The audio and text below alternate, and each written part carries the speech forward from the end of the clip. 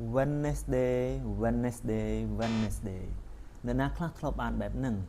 ខ្ញុំផ្ទាល់ក៏ធ្លាប់អានបែបហ្នឹងដែរប៉ុន្តែជាក់ស្ដែងគេអត់អានបែបហ្នឹងទេឥឡូវមករៀនអានទាំងអស់គ្នាថ្ងៃក្នុងមួយសប្តាហ៍ការពិតគឺមានចំនួន7ប៉ុន្តែថ្ងៃនេះគឺយើងលើកយកមកតែ3ទេដើម្បីមករៀនអានពីព្រោះពាក្យទាំង3នេះវារៀងពិបាកអានជាងពាក្យផ្សេងទៀតបន្តិចពាក្យដំបូង Tuesday អ្នកខ្លះនៅមានចម្ងល់ថាពាក្យមួយហ្នឹងគេអានថា Tuesday ឬក៏ Tuesday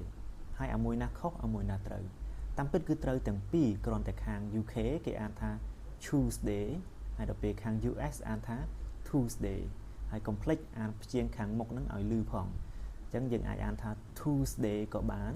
Tuesday ក៏បានដែរពាក្យទី2ពាក្យមួយនេះឯងដែលបងប្អូនយើងមួយចំនួនយើងច្រឡំអានដល់ទៅ3ម៉ាត់គឺ3ព្យាង្គតាមពិតគឺអត់ទេគេអានតែ2ព្យាង្គទេអញ្ចឹងពាក្យហ្នឹងមានតែ2ព្យាង្គទេណាគឺយើងអានថា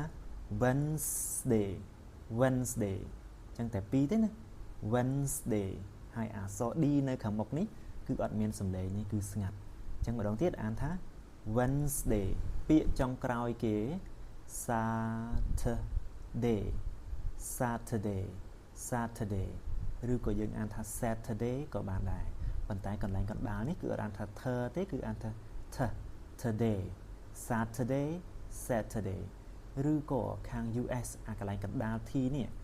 យើងស្ដាប់ទៅវាអាចឮសំឡេង r វាទៅជា Saturday អញ្ចឹងម្ដងទៀតកន្លែងហ្នឹងគឺយើងអាចអានថា Saturday ក៏បាន Saturday ក៏បាន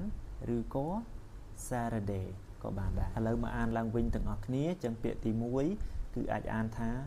Tuesday ក៏បានអានថា Tuesday ក៏បានដែរហើយពាក្យទី2អានតែ2ម៉ាត់ទេគឺ Wednesday ហើយកន្លែង D ហ្នឹងគឺអត់មានសំឡេង D ទេគឺស្ងាត់អូខេហើយពាក្យទី3គឺអានថា Saturday ឬក៏ Saturday ឬក៏ Saturday បើចូលចិត្តហើយគិតថាវាមានប្រយោជន៍កុំភ្លេចជួយ follow ជួយ like ជួយ share ផងណាអរគុណបាយបាយ